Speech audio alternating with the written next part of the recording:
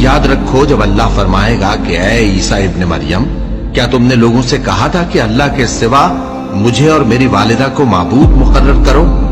वो कहेंगे कि तू पाक है, मुझे कब शाया था कि मैं ऐसी बात कहता जिसका मुझे कुछ हक नहीं। अगर मैंने ऐसा कहा होगा तो तुझको मालूम होगा, क्योंकि जो बात मेरे जी में है तू उसे जानता है, और जो तेरे जी में है उसे मैं नहीं जानता। बेशक तू अल्लामुल गुयूब है।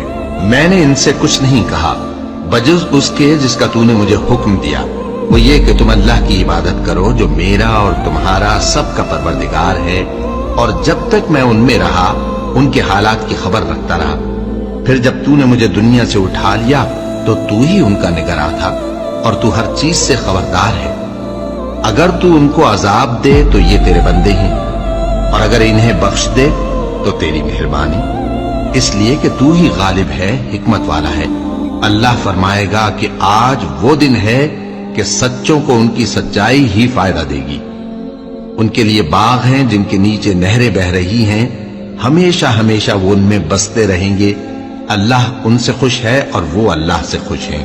यही बड़ी कामयाबी है।